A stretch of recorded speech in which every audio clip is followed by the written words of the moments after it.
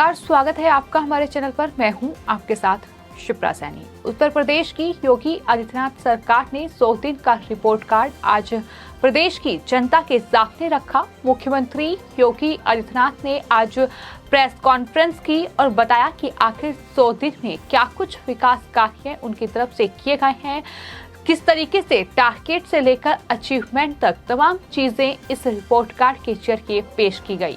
इस मौके पर मुख्यमंत्री योगी आदित्यनाथ ने कहा कि हमारी सरकार के दूसरे कार्यकाल के 100 दिन जनता की सेवा, सुरक्षा और साथ ही सुशासन को समर्पित रहे हैं। यही कारण है कि पहले विधानसभा चुनाव में प्रचंड बहुमत और उसके बाद विधान परिषद चुनाव में जीत और अभी हाल ही में आजमगढ़ और रामपुर में जिस तरह से लोकसभा उपचुनाव में बीजेपी की जीत हुई है, सरकार पर जन विश्वास का प्रतीक है। ये जीत साफ तौर पर उनकी तरफ से यही कहा गया। उत्तर प्रदेश की जनता जनार्दन ने आदरणीय प्रधानमंत्री श्री नरेंद्र मोदी जी के नेतृत्व में, उनके मार्गदर्शन में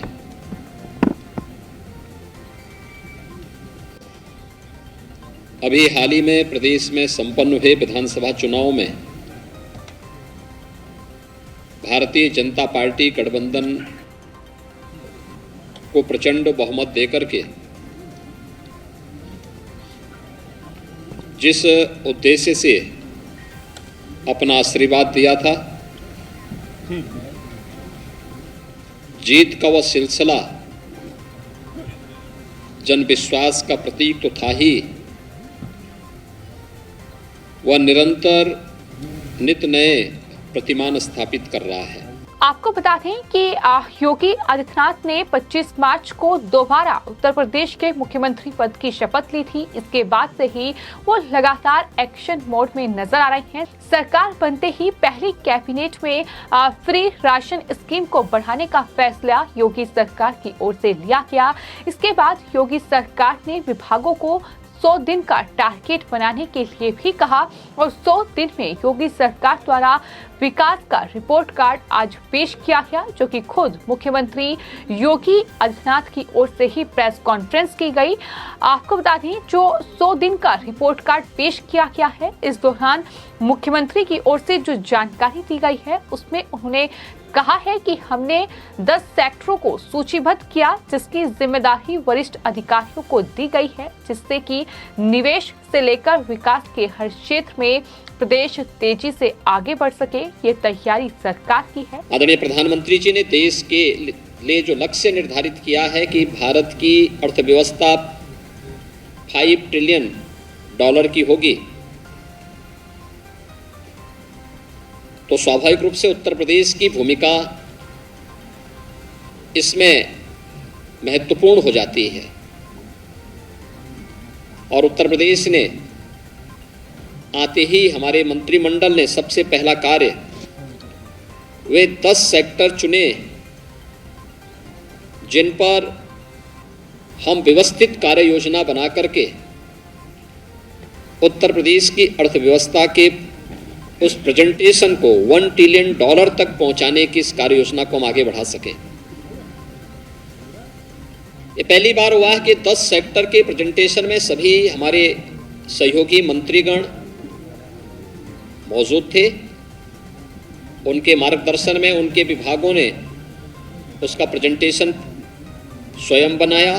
साथ ही ये जानकारी भी उत्तर प्रदेश के मुख्यमंत्री योगी आदित्यनाथ की ओर से दी गई है कि उत्तर प्रदेश में 844 करोड़ रुपए पेशेवर अपराधियों और माफियाओं की संपत्ति जब्त की गई है। उन्होंने कहा कि 2017 के बाद से अब तक करीब 2925 करोड़ रुपए से ज्यादा की अवैध संपत्ति को जब्त किया गया है। ये सरकार की अपराध के प्रति जीरो टॉलरेंस की नीति का ही नतीजा है कि इतनी बड़ी तादाद में जो संपत्ति है वो जब्त की गई है। इतना ही नहीं, पिछले 5 साल में उत्तर प्रदेश में कानून का राज स्थापित हुआ है। ये दावा भी उनकी तरफ से किया गया और ये बताया गया कि पहले उत्तर प्रदेश दंगा और अराजकता के लिए जाना जाता था, पर अब बीजेपी सरकार में प्रदेश में एक भी दंगा नहीं हुआ है। ये भी योगी आदित्यनाथ की ओर से कहा गया। पिछले 5 साल में प्रदेश की जीडीपी दोगुना हुई है।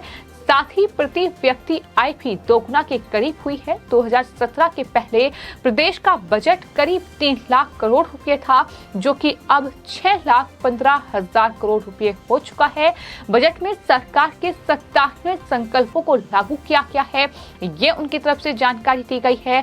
धार्मिक स्थलों से अनावश्यक लाउड स्पीकर हटाए गए हैं, ये बिना किसी विवाद के हुआ है। किसी भी धार्मिक त्योहार में सड़कों पर कोई आयोजन नहीं हुआ, ये भी जानकारी उत्तर प्रदेश के मुख्यमंत्री ने दी है।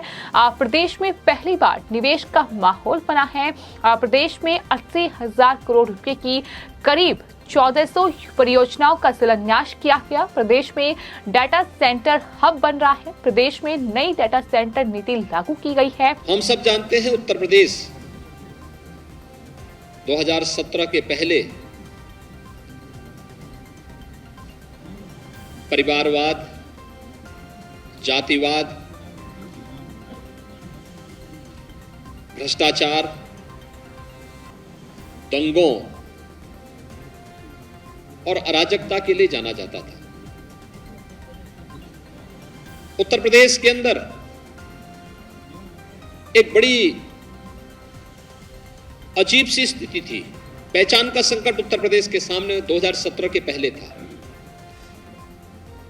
केंद्र सरकार की योजनाओं को 2014 के बाद अनेक लोक कल्याणकारी, गरीब कल्याणकारी योजनाओं को केंद्र सरकार ने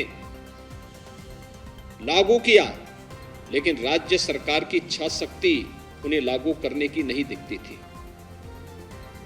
लेकिन पिछले 5 वर्ष के अंदर प्रदेश के अंदर कानून व्यवस्था की बेहतर स्थिति को, जो हम लोगों ने विगत 5 वर्ष के अंदर प्रदेश के अंदर कानून का राज स्थापित हो, इस दिशा में जो प्रयास किए, देश के अंदर उसका एक विश्वास के रूप में बदला।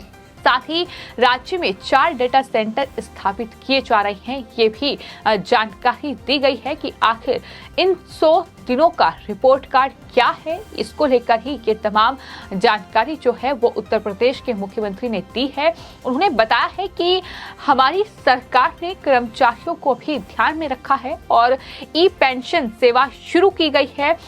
तो ये भी एक उपलब्धि है जो उनकी तरफ से गिनाई गई है। प्रदेश में 1,20,000 से ज्यादा लाउड स्पीकर हटाए गए या उनकी आवाज कम की गई, ये बिना शोरगुल के हुआ। ये जन विश्वास का ही प्रतीक है। प्रदेश में कोई भी सार्वजनिक कार्यक्रम सड़कों पर नहीं हुआ, चाहे फिर अलविदा जुमे की नमाज हो या फिर कोई दूसरे कार्यक्रम हो, ये सरकार के प्रति जनता के विश्वास को ही दिखाता है। मुख्यमंत्री ने जनता के सामने रिपोर्ट कार्ड इस तरीके से पेश किया है।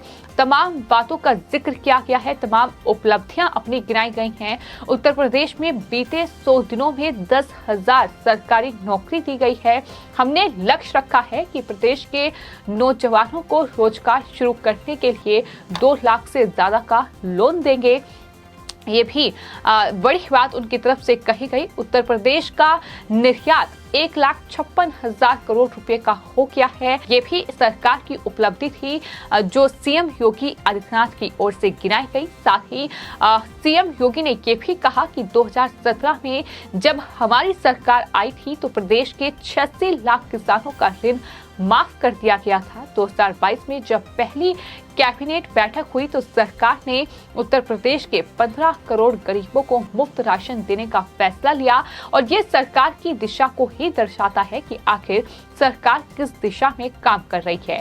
प्रधानमंत्री नरेंद्र मोदी अगले सप्ताह बुंदेलखंड एक्सप्रेसवे का शुभारंभ कर रहे हैं। प्रदेश में तेजी से एक्सप्रेसवे का निर्माण हो रहा है। ये बुंदेलखंड एक्सप्रेसवे जिसको लेकर सियासत भी खूब गरमाई, उसका जिक्र उनकी तरफ से किया गया। साथ ही ये भी बताया गया कि उत्तर प्रदेश में इस समय 10 एयरपोर्ट चालू हैं और 9 पर फिलहाल काम चल रहा है। तो ये तमाम बड़ी उपलब्धियां थी जो उत्तर प्रदेश के मुख्यमंत्री योगी आदित्यनाथ ने खुद गिनाई हैं कि किस तरीके से योगी आदित्यनाथ के नेतृत्व में सरकार ने 25 मार्च 2022 को जो शपथ ली थी, सरकार का 100 दिन का कार्यकाल पूरा हो गया और वहीं 6 से 15 जुलाई तक अब निर्धारित जो कार्यक्रम है उसके मुताबिक जो उत्तर प्रदेश के उप मुख्यमंत्री हैं केशव प्रसाद मौर्य, साथ ही ब्रजेश पाठक सहित सभी मंत्री जो हैं वो अपने अपने विभागों की 100 दिन की उपलब्धियों के साथ जो आगामी कार्य योजना है वो प्रस्तुत करेंगे कि आखिर क्या कुछ उपलब्धियां उन्होंने हासिल की है, क्या कुछ विकास कार्य किए गए हैं, किस तरह से जो 100 दिन का टारगेट अधिकारियों को दिया गया था, आखिर क्या कुछ काम उनकी तरफ से किए गए हैं। ये पूरी उपलब्धियां हैं जो जनता के सामने भी की जाएगी और इस मौके पर एक किताब का विमोचन भी किया गया है। तो ये तमाम चीजें हैं जिसका जिक्र उत्तर प्रदेश के मुख्यमंत्री की ओर से किया गया।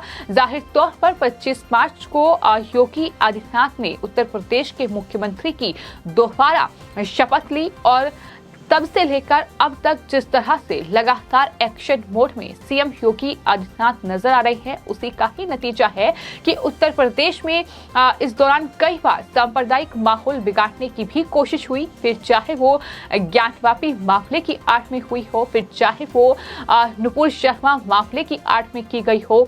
लेकिन जिस तरह से कंट्रोल किया गया, जिस तरह से एक्शन इन तमाम आरोपियों पर हुआ है, तमाम दंगइयों और माफियाओं पर जो नकेल कसी गई है, आज अपराधियों में खौफ है कि अगर उन्होंने इस तरीके का घटना को अंजाम दिया या इस तरीके से दंगा फसाद करने की कोशिश की तो जाहिर तौर पर बुलडोजर उनका इंतजार कर रहा है। तो इस तरह से कहीं न कहीं अपराधियों में खौफ है, आरोपियों में खौफ है और यही वजह है कि कहीं न कहीं इस तरह से कानून व्यवस्था जिसका जिक्र उत्तर प्रदेश के मुख्यमंत्री की ओर से भी किया गया वो लगातार बेहतर हो रही है।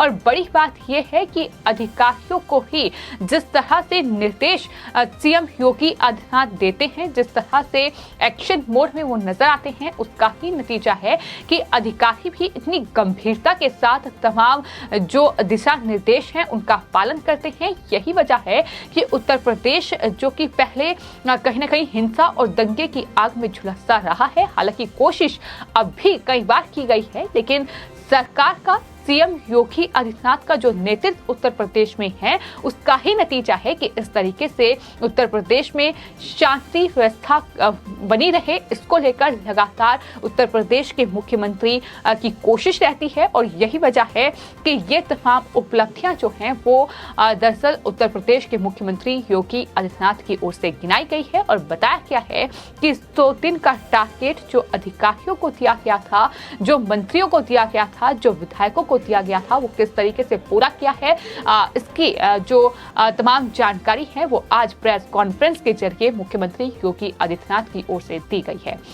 फिलहाल आपकी इस पूरे मामले पर क्या राय है, हमें कमेंट बॉक्स में जरूर लिखें और चैनल को सब्सक्राइब करें। धन्यवाद।